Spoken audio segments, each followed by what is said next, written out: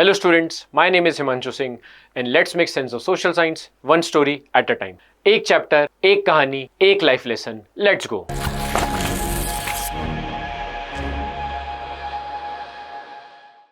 सो आज हम स्टार्ट करते हैं the rise of nationalism in Europe.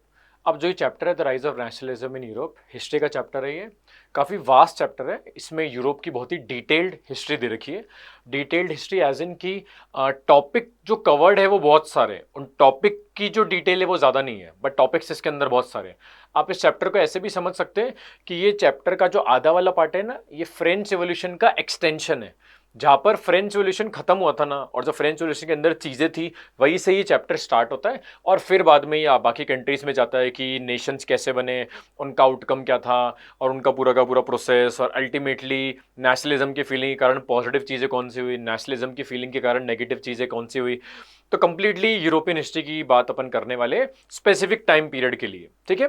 अब बिफोर स्टार्टिंग द चैप्टर, मतलब जब इस चैप्टर के अंदर जो प्रॉपर जो टॉपिक्स स्टार्ट होते हैं, उन टॉपिक्स स्टार्ट होने से पहले ना इस चैप्टर के अंदर एक बहुत फेमस एक पेंटिंग दे रखी है. तो सबसे पहले अपन उस पेंटिंग को पढ़ लेते हैं. अब जब वो पेंटिंग को बनाने वाले, पहले मैं उस आदमी का नाम बता देता हूँ. उस आदमी का नाम है फ्रेडरिक सोरियो. अब जो ये फ्रेडरिक सोरियो है, ये एक फ्रेंच आर्टिस्ट है, एनग्रेवर है, ठीक है ना, और आपका एक राइटर भी था. इसने 4 पेंटिंग्स बनाई थी, 4 प्रिंट्स बनाए थे. उन जो चारों पेंटिंग्स थी उनको कंबाइंडली ये बोलते थे the dream of world wide democratic and social republics. क्या बोलते थे उन चारों प्रिंट्स को? The dream of world wide democratic and social republics. जिसमें से एक जो पेंटिंग है आपकी बुक के अंदर दे रखी है, उस वाली पेंटिंग का नाम है द पैक्ट बिटवीन नेशंस, जो इसने बनाई थी 1848 के अंदर. अब इसको मैं एक्सप्लेन करूं उससे पहले मैं बता देता हूं ईयर्स की बहुत इंपॉर्टेंस है इस चैप्टर में. इसने जो ये पेंटिंग बनाई थी वो 1848 में बनाई थी. अब 1848 में क्यों बनाई थी? तो रैंडमली नहीं बनाई. 1848 में कुछ हुआ था. जैसे कि आपने फ्रेंच रिवॉल्यूशन के अंदर पढ़ा था कि पहले जो लुइस 16 था उसको हटाया, फिर कॉन्स्टिट्यूशन मोनार्की आई, फिर कंट्री रिपब्लिक बना, फिर कुछ डायरेक्टरी आया, फिर से नेपोलियन मोनार्की स्टैब्लिश हो गई. वैसे ही अभी अपन इस चैप्टर के अंदर देखेंगे कि नेपोलियन जब डिफीट होगा तो नेपोलियन के बाद में फिर से बर्बन डायनेस्टी स्टार्ट हो जाएगी, और फिर फ्रांस में एक और रिवॉल्यूशन होगा, फिर अल्टीमेटली फ्रांस जाके फिर से रिपब्लिक बनेगा. तो इस चैप्टर में जो फ्रांस रिपब्लिक बनेगा वो फ्रांस रिपब्लिक बनेगा 1848 के अंदर. सी तो इस पेंटिंग का भी ईयर कौन सा है? 1848. तो 1848 की में जब फ्रांस रिपब्लिक बनेगा उसको कमेमोरेट करने के लिए इसने ये वाली पेंटिंग बनाई थी. ये जो स्पेसिफिक वाली पेंटिंग है इसका नाम है द पैक्ट बिटवीन नेशंस. तो इस पूरी पेंटिंग का नाम ये पूरा नहीं है. 4 प्रिंट्स बनाए, उस चारों का नाम है साथ में the dream of world wide democratic and social republics. इसमें से तो ये वाली पेंटिंग है इसका नाम है the pact between nations. Pact आपको बताइए एक अग्रीमेंट समथिंग मान लो. अब जो ये पेंटिंग है बड़ी फैसिनेटिंग और यूनिक पेंटिंग है. अब इस पेंटिंग के अंदर आपको दिख रहा होगा बहुत सारे सिंबलिज्म है.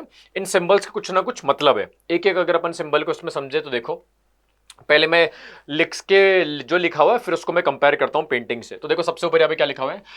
It shows the people of Europe and America, men and women, interestingly men and women of all ages and social classes, marching in a long train offering homage to the Statue of Liberty.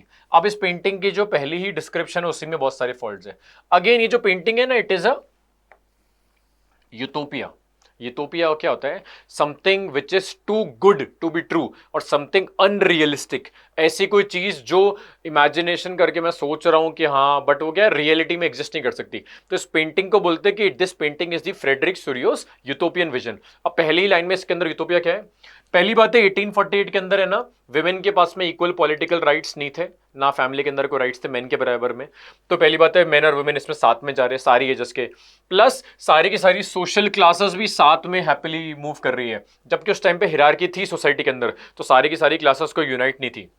अब everyone is happy and everyone is singing and everyone is wearing their national costume, उनका national flag है, and they are paying homage to the Statue of Liberty. Homage मतलब होता है किसी को respect पे करना. अब जो ये स्टैच्यू ऑफ लिबर्टी है ये एलेगरी है. लिबर्टी जो फ्रीडम होता है उसकी जो एलेगरी है वो एक फीमेल फिगर थी, जैसे कि अपने फ्रेंच रिवॉल्यूशन के अंदर पढ़ा था. ये देखो यहाँ पे artist of the time of French Revolution personified liberty as a female figure. Personified आपको पता ही है, कोई भी एब्स्ट्रैक्ट आइडिया या नॉन लिविंग को जब आप एक लिविंग बीइंग से कंपेयर करते हैं या उसको शो करते हैं उसको अपन बोलते हैं पर्सोनिफिकेशन. इंग्लिश के अंदर आपने पढ़ा होगा, जैसे मेटाफोर होता है, सिमिली होती है, वैसे आपको पर्सोनिफिकेशन होता है. किसी भी नॉन लिविंग या एब्स्ट्रैक्ट आइडिया को किसी लिविंग आइडिया से अपन डिनोट करते हैं तो उसको अपन बोलते हैं पर्सोनिफिकेशन. तो यहाँ पर जो फ्रीडम है दैट इज लिबर्टी, उसको एक फीमेल फिगर से शो कर रखा है. अब जो ये फीमेल फिगर है इसको आप पहले नोटिस करो, ये है वो स्टैच्यू ऑफ लिबर्टी. होमाज मतलब basically all people are going and they are just bowing down, और नमस्ते के फॉर्म में वो हाथ जोड़ रहे हैं ऐसे। अब जो ये स्टैच्यू ऑफ लिबर्टी, अब इसको देखो, इनके एक हाथ में है torch of enlightenment, torch of enlightenment. इनका जो दूसरा हाथ है उसमें charter of rights of man, ये रहा charter of rights of man. Torch of enlightenment means कि जो नॉलेज है वो आपकी जो इग्नोरेंस है और जो आपके अंदर जो नेगेटिव थॉट्स है उसको वो एंड करेगी, उसको डिसिपेट करेगी। और जो charter of rights of man है वो वही है फ्रेंच यूनिवर्सिटी के टाइम पे जो तुमने पढ़ा था, जो नेशनल असेंबली लिखा था, charter of rights of man and citizen. So और ये जो सारी की सारी देखो लॉन्ग ट्रेन बना के सारे मेन एंड वुमेन जा रहे हैं खुशी खुशी नाचते गाते हुए। ये देखो ये रहे, ये पूरा इसके पीछे से घूम के यहाँ तक बहुत लंबी ट्रेन है। अब इसमें देखो ये जो फ्लैग दिख रहा है आपको, ये फ्लैग है फ्रांस का, ब्लू व्हाइट और रेड। तो फ्रांस जस्ट यहां पर अभी पहुंचा है। अब इंटरेस्टिंगली देखो ईयर कौन सा पेंटिंग का, 1848।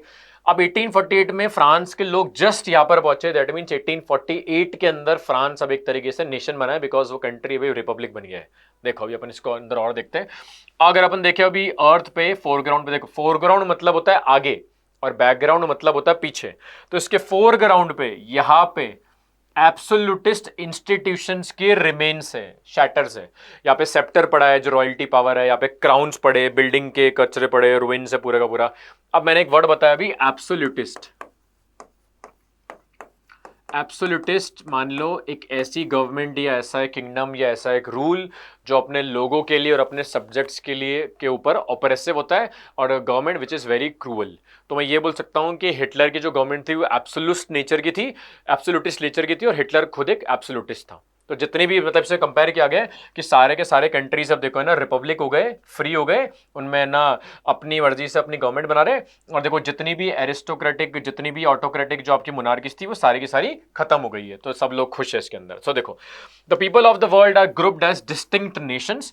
अब हर एक कंट्री को एक ग्रुप बंच ऑफ पीपल से डिनोट कर रखा है। देखो जैसे कि ये फ्रांस के लोग हैं, ये भैया आपके जर्मनी के लोग हो गए, पीछे आपका फिर ऑस्ट्रिया और रशिया, इंग्लैंड, लोम्बार्डी और वो सब है।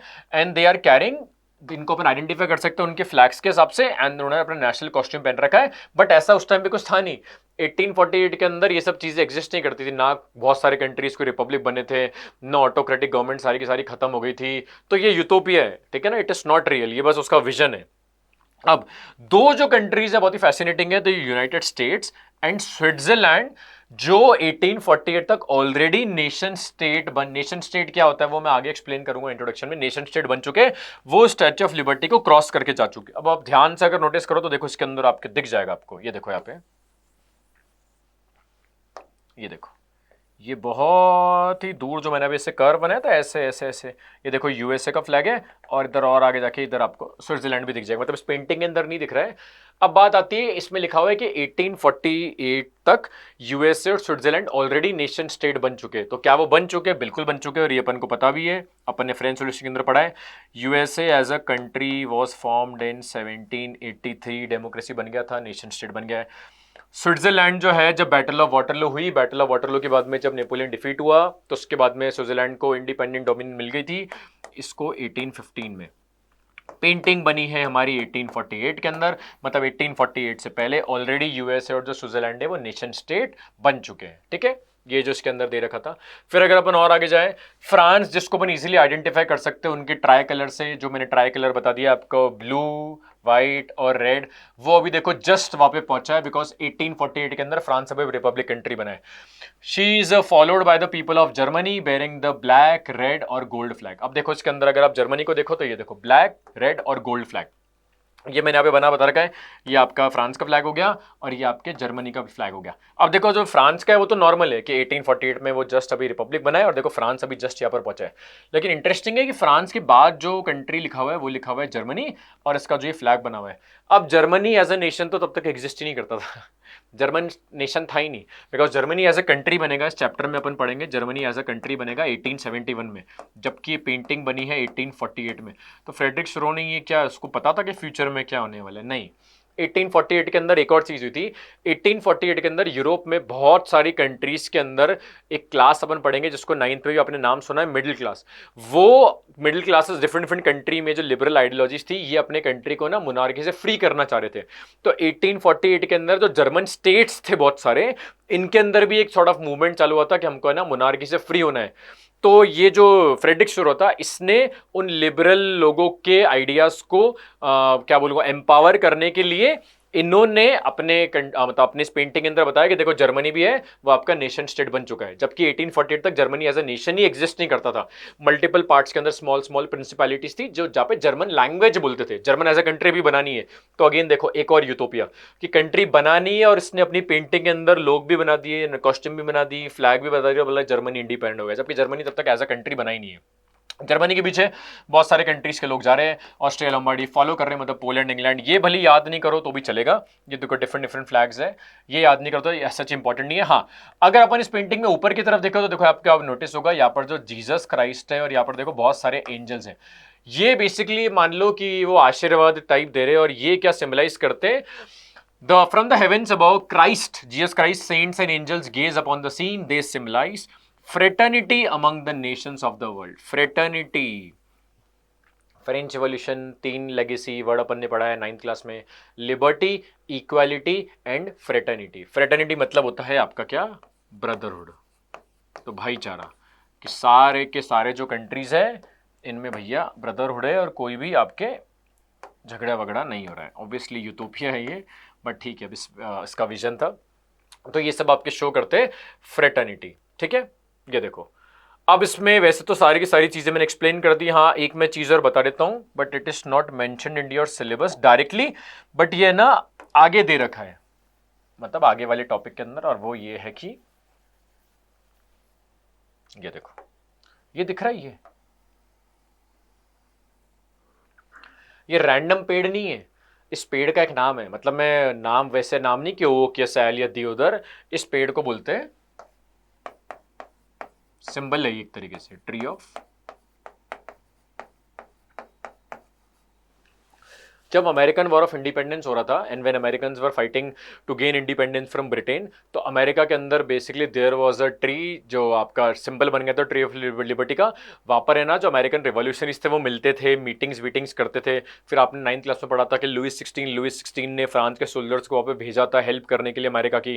तो फ्रांस के जो रिवॉल्यूशनरीज थे ना, उनको ये ट्री का आइडिया कि there is a physical tree और वहाँ पे लोग मिल रहे हैं और मीटिंग्स हो रही है, तो ये आइडिया है ना उनको लिबर्टीज से मैच करता दिखता था, कि एक सिंबल बन गया था ये।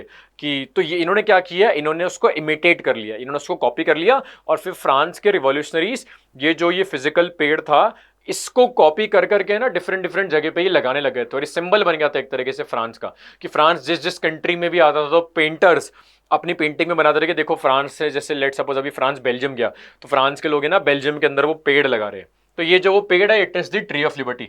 अब इस पेंटिंग के डिस्क्रिप्शन में तो इस ट्री का मेंशन नहीं है, लेकिन ये जो ट्री ऑफ लिबर्टी है आगे जाके अपन एक टॉपिक के अंदर पढ़ने वाले हैं, ठीक है। तो ये अभी अपन ने पूरा का पूरा पैक्ट बिटवीन नेशंस पढ़ा है। अब अपन आगे देखते हैं इसके बाद में। अब इसके बाद में है आपका इंट्रोडक्शन। तो देखो इंट्रोडक्शन के अंदर ब्रीफली छोटा सा पार्ट क्या दे रखा है इस चैप्टर के अंदर। अगर अपन ये पढ़ने वाले हैं कि 19th सेंचुरी मतलब 1801,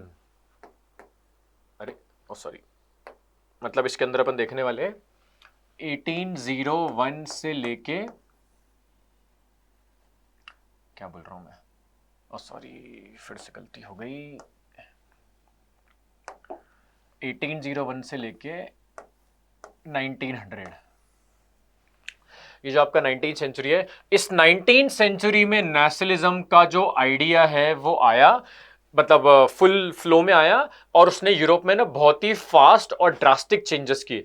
सबसे मेजर जो चेंज किया है वो चेंज ये था कि उस टाइम पे जितनी भी मल्टी नेशनल डायनेस्टिक एम्पायर्स थे, मतलब एक कंट्री से ज्यादा कंट्री में जो एम्पायर्स थे और सिंगल डायनेस्टी थी, इन मल्टीपल डायनेस्टीज को जो थे इनको खत्म कर दिया और इसको रिप्लेस कर दिया किससे? नेशन स्टेट से। तो मल्टी नेशनल जो डायनेस्टिक एम्पायर्स थे इनको एंड कर दिया और इसको रिप्लेस कर दिया किससे? नेशन स्टेट से। किसने किया ये सब? ये किया फीलिंग ऑफ आपका ये नेशनलिज्म है, जो कि 19th सेंचुरी के अंदर ऐसा हुआ है। अब देखो इसके अंदर क्या था, अब क्या है तुम्हारी एनसीईआरटी में ना, इस चैप्टर के अंदर है ना, बीच बीच में थोड़े से क्या बोलूंगा मैं, गैप्स दे रखे, नॉलेज के गैप्स दे रखे। जैसे फॉर एन एग्जांपल, इंट्रोडक्शन में there is a state mentioned, जिसको यहाँ पे लिखा रखा है मॉडर्न स्टेट। तो मॉडर्न स्टेट थे पहले के टाइम से, और मॉडर्न स्टेट के बाद में ना मॉडर्न स्टेट को रिप्लेस कर दिया किसी ने, नेशन स्टेट ने। अब बात आती है कि जो मॉडर्न वर्ड है वो तो इटसेल्फ ऐसे लगता है कि मॉडर्न मतलब समथिंग विच इज रीसेंट। तो ऑलरेडी मॉडर्न स्टेट पहले थे, मॉडर्न स्टेट को रिप्लेस किया नेशन स्टेट ने। तो आइडियली मॉडर्न स्टेट तो बाद में होना चाहिए था ना, कि मॉडर्न स्टेट से पहले भी कुछ स्टेट थे क्या? तो बिल्कुल मॉडर्न स्टेट से पहले भी स्टेट थे, उनको अपन बोलते थे ये। तो बेसिकली देखो फ्लो ऐसा, feudal state, modern state, nation state. Feudal state वो स्टेट थे जिसके अंदर फ्यूडलिज्म की प्रैक्टिस फॉलो होती थी, जिसमें मुनार्क के पास में जो लैंड्स होते थे, मुनार्क अपनी लैंड्स को नोबल्स को देता था। इसके अगेंस्ट में नोबल्स ना आर्मी रखते थे, और जब किंग बुलाता था तो नोबल्स अपनी आर्मी लेके आते थे। अब ऐसे बहुत अच्छा चीज़ है ये, लेकिन इसमें एक दिक्कत है। इसमें दिक्कत ये है कि बहुत बार क्या होता था, जो वो नोबल्स की अपनी आर्मी हो जाती थी, तो नोबल्स ओवर एम्बिशियस हो जाते थे और किंग को रिप्लेस करने के बारे में सोचते थे। या फिर जो आर्मी, इंडिविजुअल आर्मी वो नोबल्स के लिए ज़्यादा लॉयल है और किंग के लिए नहीं है। तो यहाँ पे मुनार्की एक तरीके से थोड़ी सी वीक हो गई थी फ्यूडल स्टेट्स के टाइम पे। इनको रिप्लेस किया मॉडर्न स्टेट्स ने। अब मॉडर्न स्टेट्स के अंदर देखो क्या, तीन चीजें। सेंट्रलाइज्ड पावर होगी किसी एक सिंगल पर्सन के पास में, जो अपनी पावर को कंट्रोल करेगा किसी सॉवरेन क्लियरली डिफाइंड टेरिटरी पे, कंप्लीट सॉवरेन पावर कंट्रोल करेगा। सॉवरेन मतलब होता है सुप्रीम अथॉरिटी। तो एक क्लियरली डिफाइंड टेरिटरी होगी जिसमें उसकी सुप्रीम अथॉरिटी होगी, और वो अकेला ही वहां पे रूल करेगा। और यूरोप में ही कब से बनता है? तो यूरोप में they have been developing over a long period of time, मतलब बहुत टाइम से ये मोनार्की है बेसिकली। तो जब फ्यूडलिज्म खत्म हुआ उसके बाद में मॉडर्न स्टेट चालू हो गए। तीन चीजें बहुत टाइम से यूरोप में बनते आ रहे। क्लियरली डिफाइंड टेरिटरी है जहां पे उसका कंप्लीट कंट्रोल है, सॉवरेन कंट्रोल है, और उसके पास में सेंट्रलाइज्ड पावर है। देखो दो चीजें होती है, सेंट्रलाइजेशन और डिसेंट्रलाइजेशन। सेंट्रलाइजेशन होता है कि मैंने सारी की सारी पावर्स अपने पास में ले ली। डिसेंट्रलाइजेशन होता है कि मैंने अपनी पावर्स को नीचे की तरफ डिस्ट्रीब्यूट कर दिया, नीचे वाले लोगों को। यहां पर मुनार्क ने सारी की सारी पावर अपने पास में ले रखी थी। ये हो गया मॉडर्न स्टेट। मॉडर्न स्टेट को रिप्लेस किया किसने आगे जाके 19वीं सेंचुरी में अपन पढ़ेंगे, नेशन स्टेट ने। अब जो नेशन स्टेट है वो क्या है, यहां पर जो मेजॉरिटी ऑफ द सिटीजन्स है उनके अंदर फीलिंग आएगी कि अपन को एक कंट्री बनाना है। अब उनके अंदर फीलिंग क्यों आएगी? बिकॉज उनके अंदर एक फीलिंग आ जाएगी, they came to develop a sense of common identity and shared history और डिसेंट। देखो नेशन स्टेट, स्टेट एक पॉलिटिकल टर्म है, मतलब एक ऐसा कोई कंट्री जिसकी क्लियरली डिफाइंड टेरिटरी है। नेशन अपन वर्ड यूज करते हैं, नेशन अपन टेरिटरी के हिसाब से नहीं पकड़ते, नेशन अपन बोलते हैं कि वो लोगों ने बनाया अपने कल्चर से। अब लोगों के मन में आ गई फीलिंग कि हमारे बीच में कोई ना कोई कॉमन चीज है। अब वो कॉमन हिस्ट्री हो सकती है, कॉमन लैंग्वेज हो सकता है, कॉमन स्ट्रगल हो सकता है, कॉमन इंसेस्ट्री हो सकती है, कॉमन लीनेज हो सकती है। तो लोगों को लगने लग गया कि हम एक कंट्री बनाएंगे हमारे कॉमन लोगों का, और अगर गवर्नमेंट बनाएगी तो वो गवर्नमेंट बनेगी जो कंसेंट से बननी चाहिए, ऐसा नहीं कि जबरदस्ती बनेगी। तो बेसिकली ये जो नेशन स्टेट का कंसेप्ट है ये मोनार्की के अगेंस्ट में हो गया, क्योंकि मोनार्की में क्या होता है कि मोनार्क रूल करता है और अपनी मर्जी से रूल करता है। नेशन स्टेट के अंदर क्या है कि जो सिटीजन्स है वो चाह रहे अब कंट्री बनाना उनकी मर्जी से। बट जो भी इनके मन में जो कॉमन फीलिंग आई है वो ऐसे जादू से एकदम से रैंडमली कॉमन फीलिंग नहीं आई है। ये जो कॉमननेस इनके अंदर आई है, it did not exist from time immemorial. Time immemorial का मतलब होता है वेरी ओल्ड। तो ऐसा नहीं कि इनके बीच में जो कॉमननेस है वो बहुत ही ज्यादा पुराने टाइम से आई है। इट वॉज फोर्स्ड, ये बनी है through struggles, through the actions of leaders and the common people. मतलब लोगों ने और मोनार्क ने अटेम्प्ट किए हैं बहुत सारे कि कॉमन आइडेंटिटी बने, कॉमन आइडेंटिटी बने, तब जाकर आई है, ऐसा रैंडमली जादू से नहीं आई है। इसका मैं अगर ब्रीफली एग्जांपल दूं चैप्टर से हटके, तो अगर मैं इंडिया की बात करूं या किसी भी कंट्री की बात करते, किसी भी कंट्री जब इंडिपेंडेंट होता है तो वहां के सिटीजन्स के ऊपर कुछ कुछ चीजें लाई जाती है ताकि उनके अंदर कॉमननेस की फीलिंग आई, जैसे कि नेशनल सॉन्ग और नेशनल एंथम, कॉमन फ्लैग, और वो कॉमन आपके एनिमल्स या कॉमन फ्लावर। कोई ना कोई एक सेंस ऑफ कलेक्टिव बिलोंगिंग लाने के लिए सिटीजन्स के ऊपर चीजें इंपोज की जाती है, जिसको खुद सिटीजन्स भी वेलकम करते हैं। अब पूरे वर्ल्ड में, मतलब वर्ल्ड में तो क्या, अगर अपन यूरोप की बात करें तो यूरोप में वो सबसे पहला कंट्री जहां पे ये क्लियर एक्सप्रेशन हुआ है नेशनलिज्म का, कि वहां पे लोगों ने भी और गवर्नमेंट ने मिल के जो सेंस ऑफ कलेक्टिव बिलोंगिंग या सेंस ऑफ कॉमन आइडेंटिटी बनाने की कोशिश करी, वो कंट्री है फ्रांस, और वो इवेंट है फ्रेंच रिवॉल्यूशन। तो आपका है the French revolution and the idea of nation. अब जैसा कि मैं बता रहा था अभी कि जो यूरोप में जो सबसे पहला एक्सप्रेशन दिखा है अपन को नेशनलिज्म का, it came with the French revolution 1789 के अंदर जो हुआ था। अब ऐसा क्यों हुआ? बिकॉज है ना, इसमें बहुत ही ड्रास्टिक स्टेप, मतलब बहुत ही ड्रास्टिक चेंज हुआ था जो अभी तक यूरोप के अंदर नहीं हुआ है। वो ड्रास्टिक चेंज क्या है कि सॉवरेनिटी का ट्रांसफर हुआ है। सॉवरेनिटी मतलब क्या होता है? Supreme power.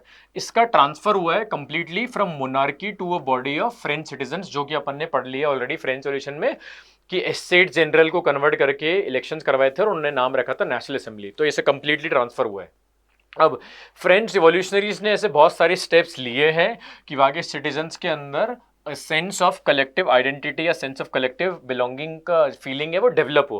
तो मतलब ऐसा नहीं कि नेचुरली सारे के सारे फ्रांस के लोग यूनाइटेड थे और चलो अपन तो फ्री कंट्री बन गए और सारे अपन दोस्त थे, फ्रेटर्निटी।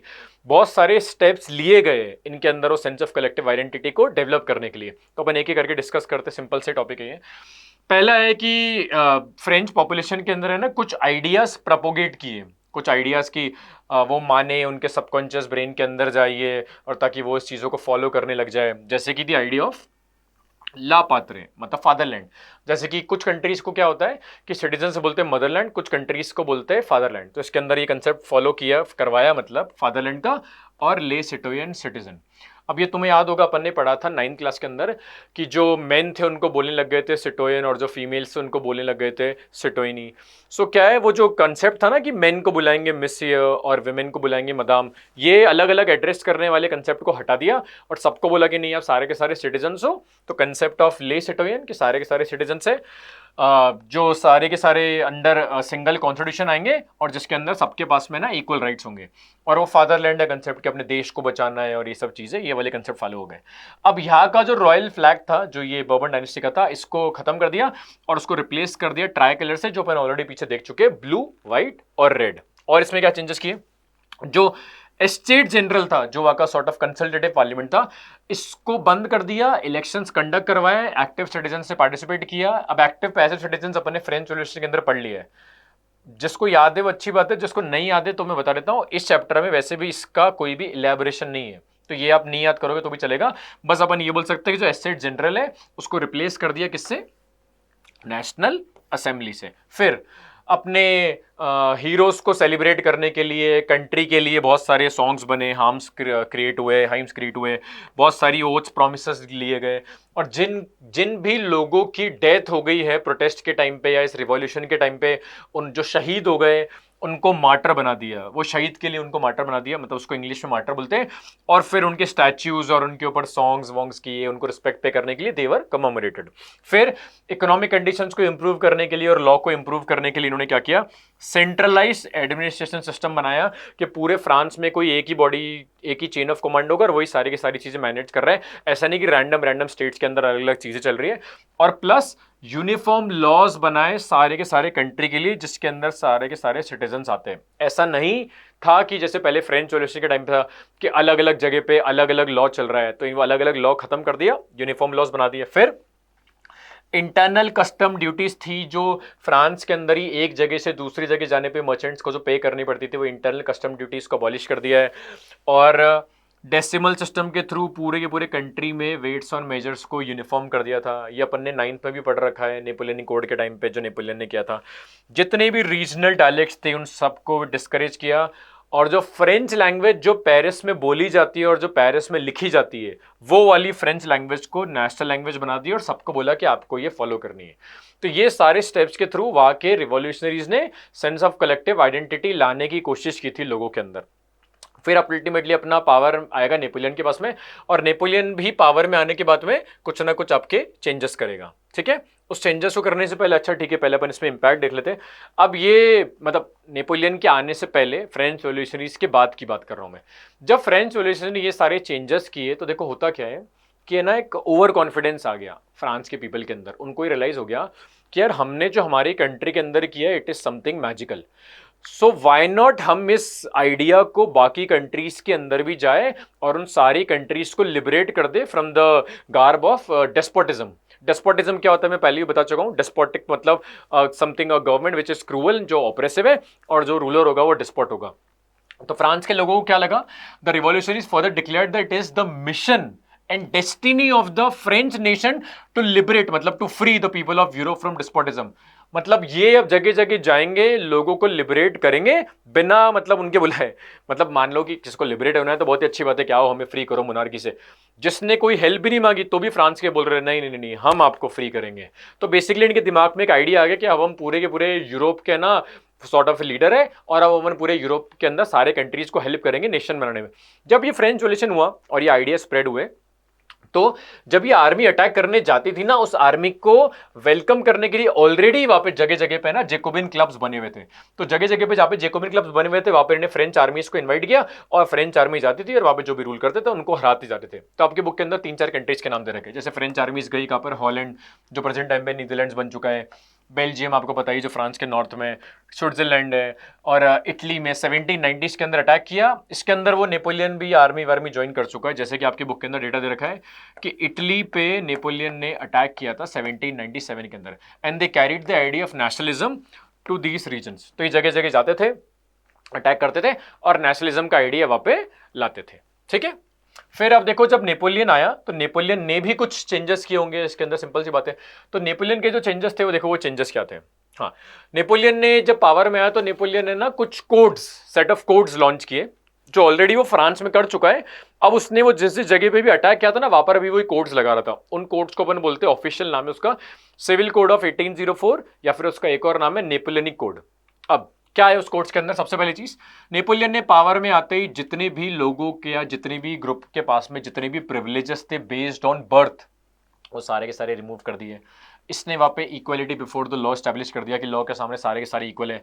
इसने वहाँ पे राइट टू प्रॉपर्टी भी स्टार्ट कर दिया कि अब से गवर्नमेंट या किंग कोई भी अपनी मर्जी से प्रॉपर्टी नहीं ले सकता और जो जिसकी प्रॉपर्टी उसका वो हक होगा।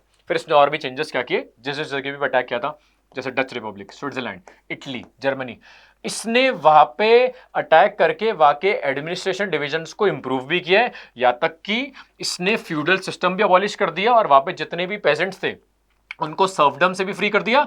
और उन्होंने उनके नोबल्स जो कि मेनोर में रहते थे उनसे जितनी भी उधारी और जितने भी उनके ड्यूज थे उन सब से भी इसको कंप्लीटली फ्री कर दिया था। ठीक है, सर्वडम आपको पता ही होगा, सर्वडम मतलब वो प्रैक्टिस है फ्यूडल स्टेट की जिसके अंदर सर्व होते हैं, वो बॉन्डेड लेबर मान लो, स्लेवरी की तरह कि आई एम अ पेजेंट और मुझे अपने एरिया का जो नोबल है जो अपने शातों के अंदर रहता है उसके लिए मुझे काम करना पड़ेगा, बंधुआ मजदूरी जिसको अपन बोलते हैं। इसने उन सबको फ्री कर दिया। फिर इसने जिन जिन कंट्रीज पे भी अटैक किया उसमें गिल्ड रेस्ट्रिक्शंस भी खत्म कर दी, मतलब कम कर दी बहुत ज्यादा। जैसे गिल्ड क्या होता है? गिल्ड बेसिकली एक है ना, एक मार्केट का यूनियन की तरह मान लो, जो किसी किंग ने उन मर्चेंट्स को पावर दे रखी है और इन टर्न वो मर्चेंट्स अब न्यू बिजनेसमैन को मैनेज करते थे। मतलब ये एक मार्केट यूनियन है जिसमें मान लो लेट सपोज 5 लोग हैं। अब कोई न्यू मेंबर अगर आना चाहता है तो उसके लिए उसको गिल्ड की परमिशन लेनी पड़ेगी और गिल्ड वाले बताएंगे कि आपको कितने पैसे देने, कितने पैसे नहीं देने। तो एक तरीके से फ्री मार्केट नहीं था, पूरा का पूरा मार्केट था, वो गिल्ड वाले कंट्रोल करते थे।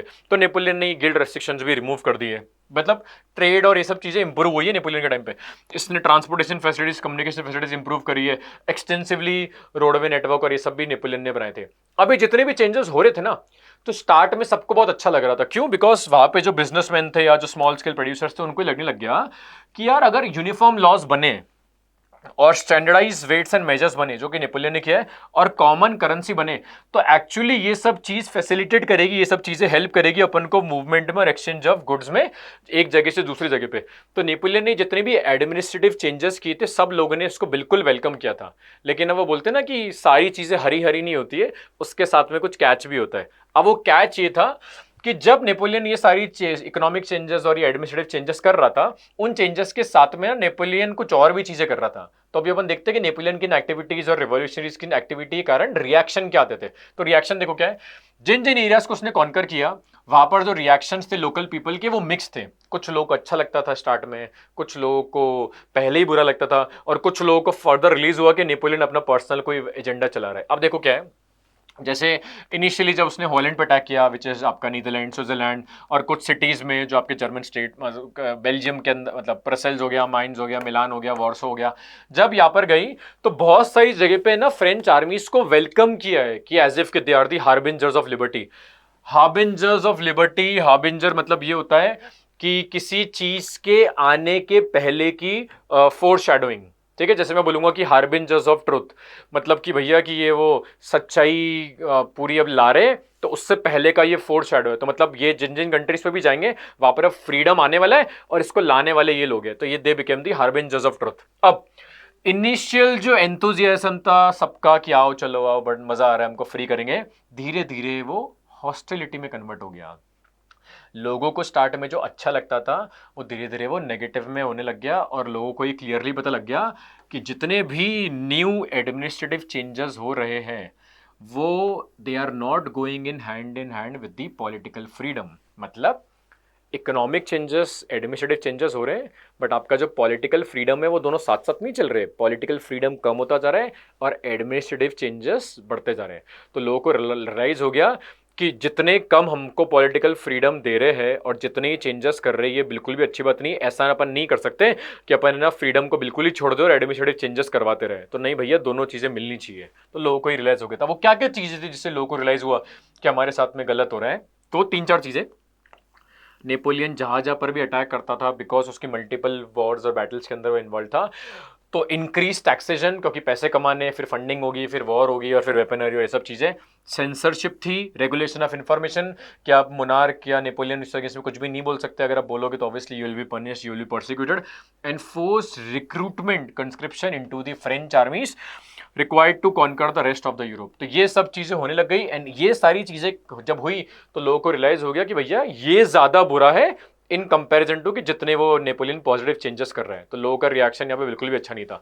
अब क्या है, फ्रांस ने जो जो भी किया ना, उसको एक जर्मन पेंटर ने सार्केज्म में कैरिकेचर बना रखा है। कैरिकेचर आपको बताओगे, it is sort of a cartoon. अब वो क्या कार्टून है बेसिकली, ये देखो मैंने बताया था ट्री ऑफ लिबर्टी आएगा। सो एनसीईआरटी में एक इमेज दे रखी है, इस इमेज के नीचे लिखा हुआ है the planting of tree of liberty in Zweibrücken Germany. So Germany में एक सिटी है, वहां पर अब देखो इस पेंटिंग वगैरह ध्यान से देखो, ये देखो, ये एक आपका वही जो मैंने बताया था ट्री ऑफ लिबर्टी, ये एक ट्री ऑफ लिबर्टी। अब यहाँ पे देखो इस पेंटिंग को, तो आप है ना इन ये फ्रेंच सोल्जर्स है, इन फ्रेंच सोल्जर्स को आइडेंटिफाई कर सकते हो उनके यूनिफॉर्म से, वही ट्राई कलर ब्लू व्हाइट और रेड। अब यहाँ पर ये अलग अलग चीज़ें कर रहे हैं, जैसे किसी जगह पे है ना ये देखो पेजेंट्स को इन्होंने नील डाउन करवा रखा है। फोरग्राउंड पे जैसे देखो ये ना विमेन को इधर हैरेस कर रहे हैं, इधर देखो ये पेजेंट्स के कार्ट को क्या नाम है डिस्ट्रॉय कर रहे हैं। अब यहाँ पर है ना बेसिकली देखो एक प्ले कार्ड है, इस प्ले कार्ड में जर्मन लैंग्वेज में लिखा रखा है कि take equality and freedom from us the model of humanity. So basically they हर ये जो जर्मन पेंटर है ये मॉक कर रहे हैं इनको क्या नाम है फ्रेंच सोल्जर्स को, कि आप क्लेम करते हो कि आप मुनार्की से हमको फ्री करोगे, तो चलो आपने मुनार्क को तो हटा दिया, अब वो आप भी वही सारी की सारी सेम चीज आप कर रहे हो। और मैंने क्या बोला था कि पुराने टाइम में पेंटर्स क्या बनाते थे, जहां पर भी फ्रांस के सोल्जर्स जाते थे तो उस पोर्ट्रे करने के लिए वो दिखा दे रहे कि देखो हम वहां पे ट्री ऑफ लिबर्टी लगा रहे। तो देखो यहाँ पर ये कौन सा ट्री लगा रहे, यहाँ पर ये ट्री ऑफ लिबर्टी लगा रहे। बट ये तारीफ नहीं है, this painting is a mockery of French ideals, कि देखो आप एक तरफ आप बोलते हो कि हम है ना डेस्पोटिज्म से फ्री कर देंगे, स्लेवरी से फ्री कर देंगे, और एक तरफ हमारी कंट्री के अंदर आके ही वो सारी की सारी चीजें कर रहे हो। ठीक है। The making of nationalism in Europe. अब देखो ऐसा नहीं है कि टाइम इमेमोरियल से ना यूरोप में ऑलरेडी नेशन स्टेट्स बने हुए। नेशन स्टेट्स बनने में टाइम लगा है, या तक कि जैसा कि अपन को पता है फ्रेंच रेवोल्यूशन जो है, जो अपन बोलते हैं कि फर्स्ट क्लियर एक्सप्रेशन है कि नेशन बना है, वो ईयर कौन सा 1789, मतलब लेट 18th सेंचुरी में सबसे पहली बार अपन को क्लियर एक्सप्रेशन दिखा नेशनलिज्म का। मतलब उससे पहले मिड 18th सेंचुरी तक यूरोप में कोई भी नेशन स्टेट नहीं रहे होंगे, और वो यहाँ पे लिखा हुआ है in the mid 18th century Europe there was no nation state. Mid 18th century मतलब हो गया अप्रोक्सीमेटली आपका 1750 वाला इलाका, तब तक कोई नेशन स्टेट नहीं थे, बिकॉज फ्रेंच रेवोल्यूशन इटसेल्फ इतनी बाद में हुआ है। ठीक है। अब जब नेशन स्टेट नहीं थे तो फिर वहां पर क्या बने हुए थे, मतलब लोग रहते तो होंगे, किंगडम्स और एम्पायर्स ये सब तो होंगे। तो देखो इसको क्या बता रखा है कि वहां पर जो एरियाज थे वो, जैसे कि फॉर एग्जांपल जर्मनी हो गया, इटली हो गया, स्विट्जरलैंड हो गया, उनके अंदर जो एरियाज थे और वहाँ पर जो रूल कर रहे थे ना, उसको अपन ने डिवाइड कर रखा था मल्टीपल पार्ट्स के अंदर। वो पार्ट्स कैसे, जैसे उनके अंदर जो एरियाज थे उनको अपन बोलते थे किंगडम्स बोलते थे, डचीज बोलते थे, कैंटन्स बोलते थे, ये रीजन के नाम है। जैसे किंगडम बहुत बड़ा इलाका, उससे थोड़ा छोटा इलाका डची, फिर एक हो गया आपका कैंटन हो गया। अब जैसे क्या इन पे जो रूल करने वाले थे ना, उनकी अपनी अपनी खुद की पास में ऑटोनोमस पावर्स थी। जैसे कि फॉर एग्जांपल मैं अगर बताऊं तो डची एक रीजन है जिसपे जो रूल करने वाला नोबल था, उस नोबल का टाइटल होता था ये ड्यूक। पढ़ा होगा आपने, ऐसे बहुत सारे टाइटल्स होते हैं नोबल्स के। ड्यूक होता है, अर्ल होता है, बैरन होता है, काउंट होता है। काउंट को आपके बहुत फेमस आपने नॉवल सुनी होगी, the Count of Monte Cristo. तो ये सब अलग अलग जगह पर अलग अलग रूल कर चलता था। अब अगर मैं यूरोप की बात करूं तो यूरोप को है ना मैं 3 पार्ट्स के अंदर डिवाइड कर सकता हूं, वेस्टर्न यूरोप, सेंट्रल यूरोप और ईस्टर्न यूरोप। वेस्टर्न यूरोप में सबसे पहली बार सारे पॉजिटिव चेंजेस आएंगे, इंडस्ट्रियलाइजेशन और वो लिबर्टी और फ्रीडम, फ्रांस, इंग्लैंड, ये सब पढ़ेंगे। इसके बाद में ये चेंजेस सेंट्रल में जाएंगे और इसके बाद में ये चेंजेस आपके ईस्टर्न यूरोप में जाएंगे। तो ईस्टर्न और जो सेंट्रल यूरोप है, मतलब ये ईस्टर्न और जो सेंट्रल यूरोप है, यहाँ पर जो आपके किंग्स थे ना उनका, जैसे कि देखो यहाँ पर जो आपके ऑटोक्रेटिक मोनार्कीज थी, इनके जो टेरिटरीज थी, यहाँ पर जो लोग रहते थे ना, उन लोगों के बीच में कोई कॉमन आइडेंटिटी या कोई कॉमन कल्चर नहीं था, कोई शेयर्ड कल्चर नहीं था। बहुत ही डाइवर्स टाइप के लोग थे। देखो अलग अलग मतलब कोई कॉमन आइडेंटिटी नहीं है, कोई कॉमन कल्चर नहीं है। बहुत बार तो लैंग्वेजेस भी अलग होती थी, बहुत बार आपके एथनिक ग्रुप्स भी अलग होते थे। इन सारे के सारे सब्जेक्ट्स में बस एक ही चीज़ कॉमन है किसी भी सब्जेक्ट के अंदर। सब्जेक्ट मतलब जो मतलब किंग के जो किंगडम में रहते वो सब्जेक्ट्स किंग के, इन सब्जेक्ट्स के बीच में एक ही चीज़ कॉमन है, और वो कॉमन चीज़ क्या है? Their common allegiance to the emperor. Allegiance मतलब कॉमन लॉयल्टी।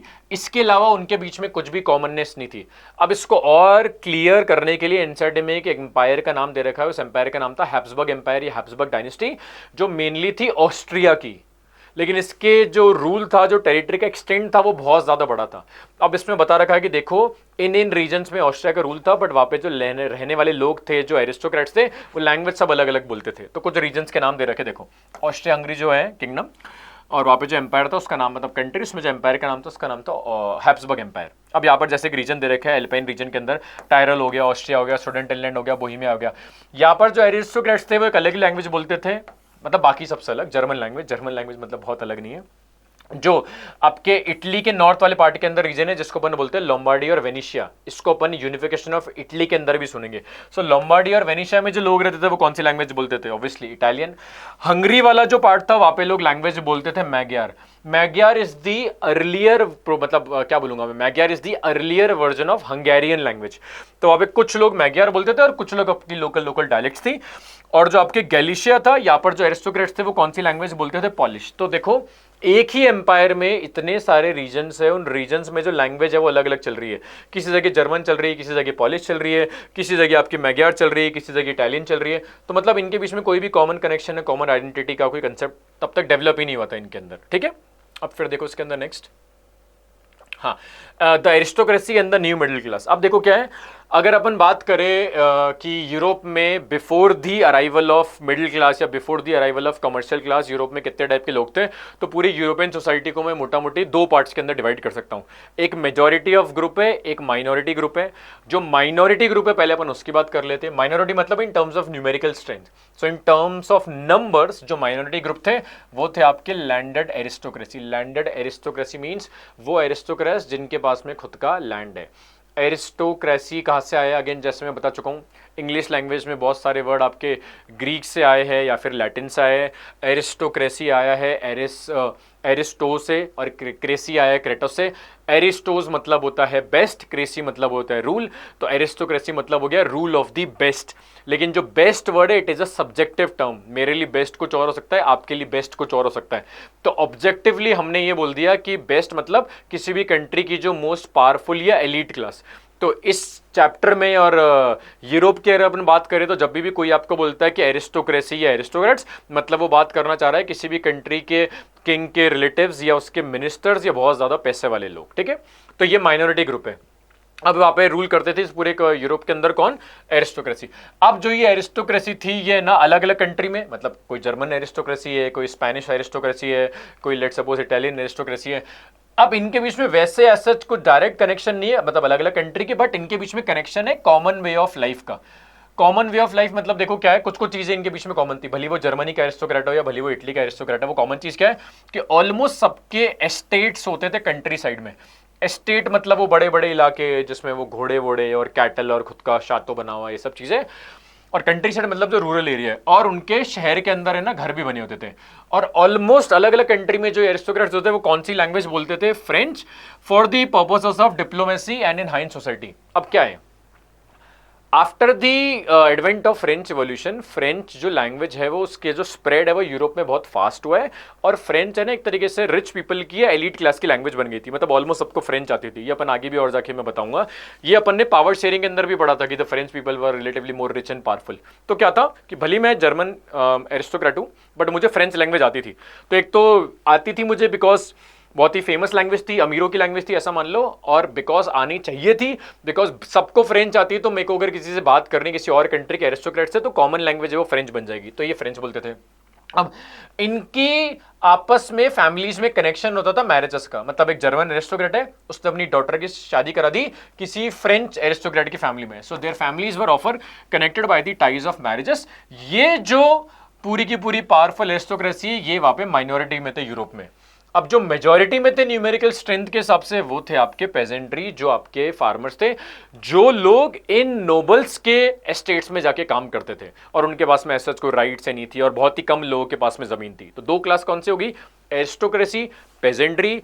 एरिस्टोक्रेसी आपकी न्यूमेरिकल स्ट्रेंथ इनकी कम है, पेजेंट्री इनकी न्यूमेरिकल स्ट्रेंथ इनकी ज्यादा है। जो पेजेंट्री थे वो आपके एरिस्टोक्रेट्स के लिए काम करते थे। अब जो वेस्टर्न वाला यूरोप है और जो सेंट्रल वाला यूरोप है, जैसे मैं बता चुका हूं कि यूरोप को अगर मैं 3 पार्ट्स में डिवाइड करूं, वेस्ट, सेंट्रल और ईस्ट, यहां पर धीरे धीरे है ना इंडस्ट्रियल प्रोडक्शन और ट्रेड होने लग गया। इसके कारण वहां पे न्यू कमर्शियल क्लास आने लग गई, जिनका पर्पस ये था कि अपन है ना silk textile, cotton textile, woollen textile में काम करेंगे, और भैया अपन यहाँ पे पैसा कमाने वाले।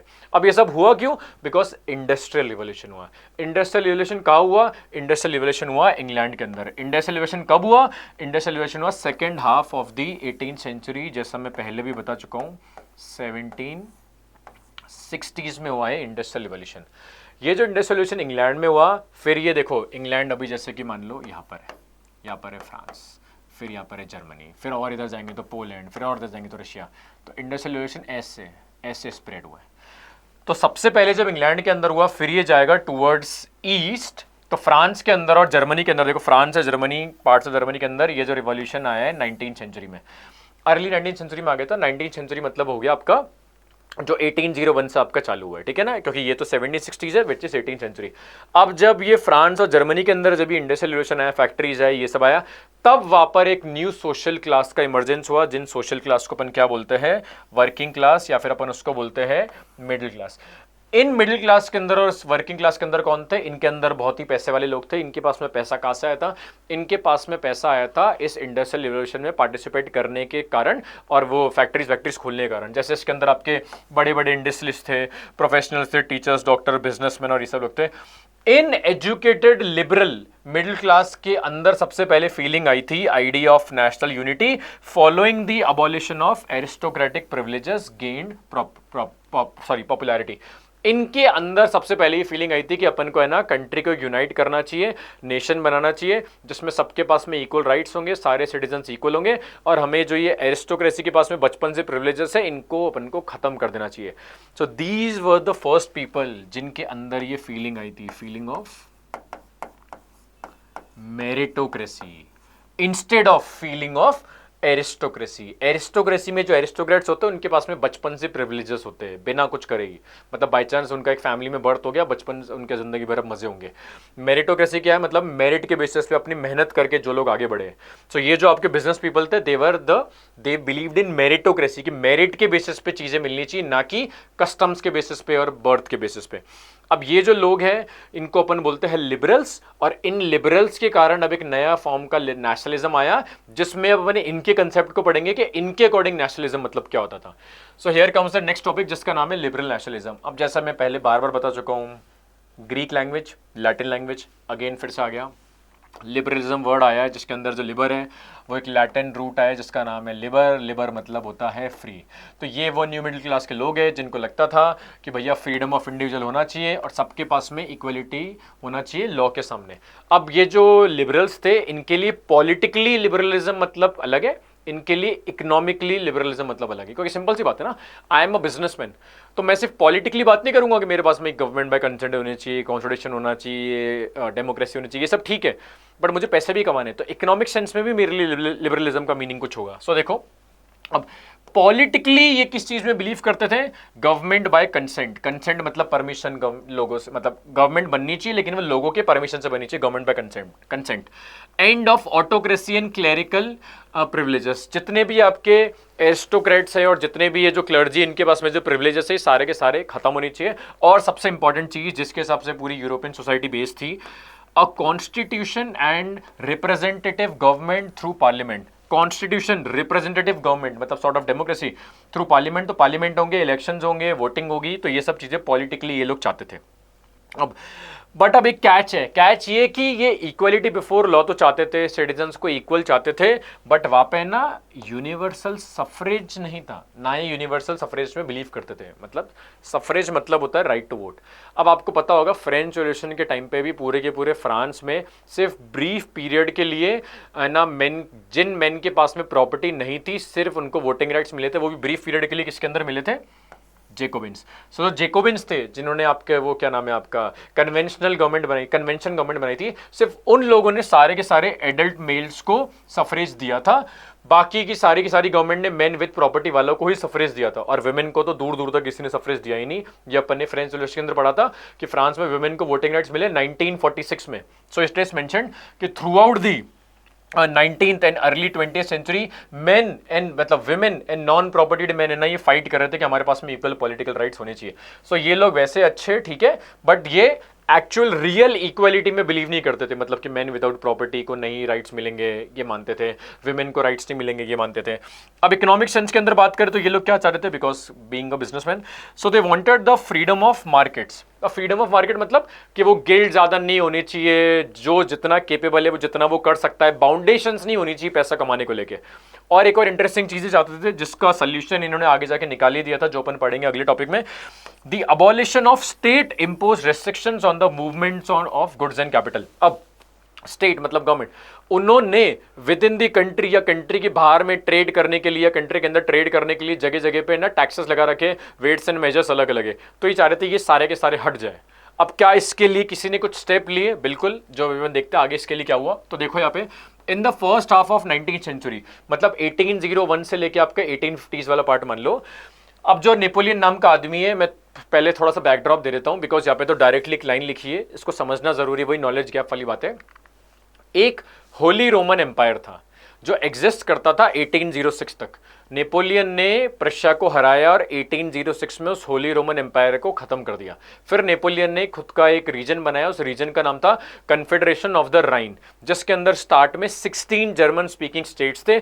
इसको एक्सपैंड करता गया और एंड में आते आते बैटल ऑफ लिप्जिग, जो कि जब रशिया से हुई थी जिसमें नेपोलियन हार गया था 1813 में, उससे पहले इसके अंदर है ना 36 जर्मन स्पीकिंग स्टेट्स हो गए थे।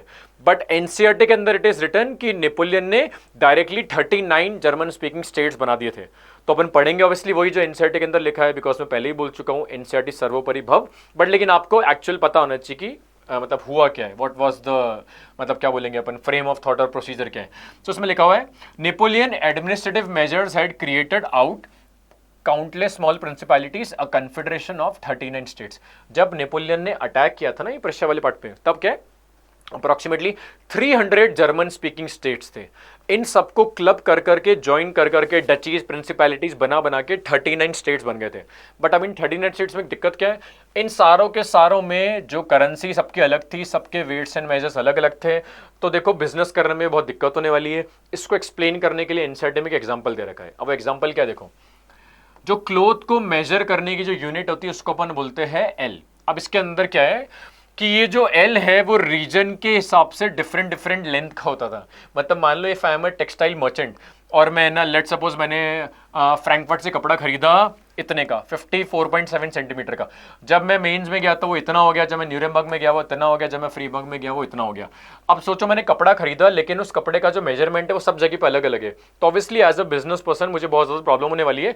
तो वहाँ पे जो नई कमर्शियल क्लास बनी, जो मिडिल क्लास लगी, उनको ये रियलाइज हुआ कि यार ऐसा कुछ सिस्टम बने कि यूनिटी आए और जो ये different different weights and measures है, डिफरेंट इतनी रैंडम करेंसीज है, इन सबको अपन को खत्म करना चाहिए। तो क्या इसके लिए किसी ने स्टेप लिया? बिल्कुल, इसके लिए स्टेप लिया है एक जर्मन कस्टम यूनियन ने, जिसको जर्मन लैंग्वेज के अंदर बोलते हैं अपन ज़ोल्वेरन। सो ज़ोल्वेरन ने 1834 के अंदर ये ग्रुप बनाया और इस ग्रुप ने मिलकर डिसाइड किया कि हम जो करेंसीज है, जितनी मल्टीपल करेंसीज है, इसको हम रिड्यूस कर देंगे। सो 30 करेंसीज से उन्होंने इस करेंसी को कर दिया 2, और इन्होंने जितने भी टैरिफ बैरियर्स थे उन सारों को रिमूव कर दिया। अब जो ये ज़ोल्वेरन बना है, ज़ोल्वेरन को बनाया किसने? तो ज़ोल्वेरन को बनाने वाला जो पार्ट है, जो किंगडम है, दैट वाज प्रशिया। ये प्रशिया आगे जाके मल्टीपल जर्मन स्टेट से मिलेगा और फिर 1871 में कंट्री बनाएंगे जर्मनी। तो अपन आगे पढ़ेंगे। सो बात है, ये क्या हुआ? प्रशिया ने एक ग्रुप बनाया, उस ग्रुप का नाम क्या है? ग्रुप का नाम है ज़ोल्वेरन। ज़ोल्वेरन क्या होता है? ज़ोल्वेरन होता है, it is a custom union. Custom union क्या होता है? एक ऐसा एक ट्रेड ब्लॉक, एक ऐसा एक ग्रुप जिसके अंदर वो इंटरनल और एक्सटर्नल टैरिफ बैरियर्स है उसको वो रिमूव कर देते कि बिजनेस का ट्रांजैक्शन ईजी हो। तो उन्होंने एक ग्रुप बनाया, इसने जितने भी टैरिफ बैरियर्स थे, वो इंपोर्ट एक्सपोर्ट पे जो टैक्स लगता है, टैरिफ आपने सुना होगा रिसेंटली, वो डोनाल्ड ट्रंप ने इंडिया पे जो टैरिफ लगाया इंपोर्ट एक्सपोर्ट पे, तो ये जो आप टैरिफ बैरियर्स है वो रिमूव कर दिए। जो करेंसीज थे वो 30 से रिड्यूस करके इसको 2 कर दिए। क्या फर्दर और हेल्प मिली बिजनेस करने में किसी और चीज के इन्वेंशन के कारण? तो बिल्कुल इनको हेल्प मिली, और वो हेल्प इनको क्या मिली कि है ना, रेलवे लाइंस जब बनी तो रेलवे लाइंस के कारण आपके मूवमेंट, मोबिलिटी इंक्रीज हो गया। इसके कारण कंट्रीज का आपस में कनेक्शन हो गया और बहुत ज्यादा आपका ट्रेड होने लग गया। अब बात आती है कि रेलवेज आई कब, तो वो आपके बुक के अंदर नहीं दे रखा है, मैं आपको बता देता हूं। इंडिया के अंदर सबसे पहला जो रेलवे ट्रैक है वो ब्रिटिशर्स लाए थे 1853 में, फ्रॉम बॉम्बे टू थाने। इससे पहले डेकेड में 1840s के अंदर इंग्लैंड ने रेलवेज इंट्रोड्यूस कर दी थी। तो अप्रोक्सीमेटली मान लेते अपन यहां पर कब आई होगी? यहां पर भी आपके 1850s के बाद में ही आई होगी। तो यहां पर रेलवे के कारण स्मूथ हो गया ये सब चीजें। अब तुम सोचो कितनी फैसिनेटिंग चीज है। अगर कोई तुमसे पूछे कि जर्मनी का यूनिफिकेशन कब हुआ है, तो व्हील से कि पॉलिटिकल यूनिफिकेशन हुआ 1871 में। बट एक तरीके से देखा जाए तो जर्मनी का इकोनॉमिक यूनिफिकेशन हो गया है। पूरे के पूरे जर्मन स्पीकिंग स्टेट्स को प्रशिया के इनिशिएटिव ने, जिसमें जाके बाद में सारे के सारे जर्मन स्टेट्स भी मिल गए थे, उन्होंने इकोनॉमिक सेंस में जर्मनी को यूनाइट कर दिया है 1834 में ज़ोल्वेरन बना के। तो ये यहाँ पे लिखा हुआ है, A wave of economic nationalism strengthened the wider nationalist sentiments growing on the time. मतलब sorry, growing at the time. तो मतलब सबसे पहले इकोनॉमिक यूनिफिकेशन हुआ, इकोनॉमिक यूनिफिकेशन के कारण आपका नेशनल यूनिफिकेशन हो गया है। So new conservatism after 1815। अब सी 1815 में एक बहुत ही हिस्टोरिकल चेंज हुआ है यूरोप में। 1815 में कुछ कंट्रीज ने यूनाइट होकर नेपोलियन को डिफीट किया है बैटल ऑफ वाटरलू में। वो कंट्रीज कौन से थे वो मैं अभी आगे बताऊंगा नेक्स्ट स्लाइड में। चलो मैं अभी बता देता हूँ। ब्रिटेन, ऑस्ट्रिया, रशिया और प्रशिया, इन कंट्रीज ने जब डिफीट किया तो डिफीट करने के बाद में ना एक नया स्पिरिट आ गई, नई आइडियोलॉजी स्प्रेड होने लग गई यूरोप में। उस आइडियोलॉजी को अपन बोलते हैं कंजर्वेटिज्म। अब जो कंजर्वेटिज्म है वो होता क्या है? तो देखो, कंजर्वेटिज्म के अंदर जो लोग होते हैं उनको अपन बोलते हैं कंजर्वेटिव्स। कंजर्वेटिव्स वो लोग थे जिनको ऐसा लगता था कि जितने भी स्टैब्लिश्ड और ट्रेडिशनल इंस्टीट्यूशंस है जो पुराने टाइम से चलते हुए आ रहे हैं, जैसे कि चर्च हो गया या मोनार्की हो गई या सोशल हिरार्की हो गई या प्रॉपर्टी या फैमिली, जितने भी पुरानी पुरानी चीज़ें जो पुराने कस्टम्स हैं, इन सबको अपन को प्रिजर्व करके रखना चाहिए, इन सबको कंजर्व करके रखना चाहिए। बट ऐसा नहीं था कि उनको ऐसा लगता था कि है ना चलो फिर से प्री रिवॉल्यूशनरी डे में चले जाए। नहीं, उनको ये तो पता था, देवर स्मार्ट इनफ कि यार नेपोलियन ने जो भी चेंजेस किए हैं, बहुत ही नेपोलियन ने जो भी मॉडर्नाइजेशन किया है, अगर अपन है ना उन मॉडर्न सारी चीज़ों को एक्सेप्ट करें तो एक्चुअल में अपन चाहेंगे तो हमारा जिस इंस्टीट्यूशन को अपन पसंद करते हैं मोनार्की, वो स्ट्रेंथन हो सकती है। सो ये चेंज चाहते थे, बट इनका जो चेंज की जो स्पीड है वो ग्रेजुअल चेंज चाहते थे, रिवॉल्यूशनरीज की तरह फास्ट चेंज नहीं चाहते थे। तो मैंने क्या बोला, ये नेपोलियन से इंस्पायर्ड थे कि जो नेपोलियन ने चेंजेस किए वो हमको भी इनकलकेट करने चाहिए हमारे किंगडम्स के अंदर, ताकि हमारी जो मोनार्की है वो स्ट्रेंथन हो। अब कौन से चेंजेस ये चाहते थे? सबसे पहले ये चाहते थे कि मॉडर्न आर्मी हो जाए, हम ऑब्सलीट वेपनरी ये सब चीज़ें छोड़ दें, डिसिप्लिन ज़्यादा आ जाए, हमारी जो ब्यूरोक्रेसी उसमें करप्शन कम हो जाए। अगेन देखो, bureaucracy, bureau is a French word जिसका मतलब होता है ऑफिस। तो ब्यूरोक्रेसी मतलब हो गए आपके स्टेट ऑफिशियल्स। जब स्टेट ऑफिशियल्स के पास में ज़्यादा पावर होती है इलेक्टेड रिप्रेजेंटेटिव्स के पास में, तो जो मिनिस्टर्स है उनको यहाँ पर अपन बोल सकते हैं कि देवर ब्यूरोक्रेट्स, या फिर जो प्रेजेंट टाइम के अंदर अपने सिविल सर्वेंट्स अपन उनको बोल सकते हैं दे आर ब्यूरोक्रेट्स। तो ये चाह रहे थे कि वो ढंग से काम करे, मतलब करप्शन और ये सब ना हो, डायनेमिक इकोनॉमी हो, मूविंग इकोनॉमी रहे, ऐसे स्टैटिक इकोनॉमी नहीं रहे कि अपन एक जगह पे बैठे हुए बिल्कुल भी ट्रेड नहीं कर रहे आसपास से कंट्री के साथ में। जितना ज़्यादा अपन ट्रेड करेंगे, करेंसी फ्लक्चुएट होगी तो उतना कंट्री के लिए बेटरमेंट के लिए काम होगा।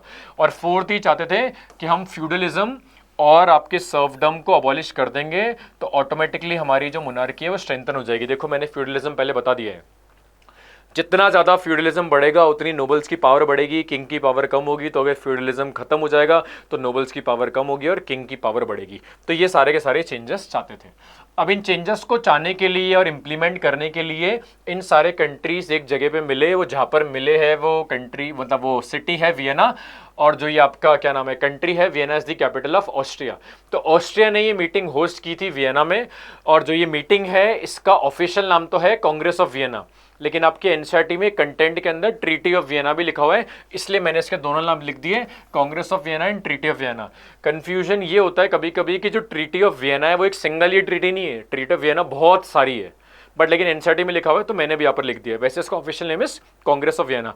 किसने क्या नाम है कौन कौन कंट्रीज इन्वॉल्व है, वही कंट्रीज जिन्होंने हराया नेपोलियन का। वो कंट्रीज कौन से आपके, ब्रिटेन, रशिया, प्रशिया और ऑस्ट्रिया। कहाँ पर मिले ये मिले ऑस्ट्रिया में। तो ऑब्वियसली होस्ट करने वाला भी कौन है, ऑस्ट्रिया। ऑस्ट्रिया में जो इंसान था जिसने इन सबको वेलकम किया और उसको होस्ट किया वो ऑस्ट्रिया का चांसलर था, जिसका पूरा नाम था आर्चड्यूक क्लेमेंस वॉन मेटरनिच, लेकिन आपकी बुक के अंदर उसका नाम दे रखा है सिर्फ और सिर्फ ड्यूक मेटरनिच। अब इनके मिलने का रीजन क्या था, तो इनके मिलने का रीजन था जब इन्होंने नेपोलियन को हराया तो ये एक जगह पे मिलना चाहते थे, और जो भी नेपोलियन ने यूरोप के अंदर चेंजेस किए थे नेपोलियनिक वॉर्स के टाइम पे, ये उन सारे चेंजेस को रिवर्स करना चाहते थे कि जैसा भैया पहले था, ठीक है ना। तो ये उसकी इमेज है, मीटिंग पॉइंट की बेसिकली पेंटर ने बनाई है, और ये उस डॉक्यूमेंट का फर्स्ट पेज है एक्चुअल, जब वो कांग्रेस ऑफ वियना साइन हुई थी। देखो यहाँ पे लिखा भी हुआ है, ठीक है ना। अब फिर अपन आगे देखें तो क्या क्या इसके अंदर चेंजेस किए थे। तो चेंजेस जो थे वो बहुत ही ड्रास्टिक चेंजेस थे।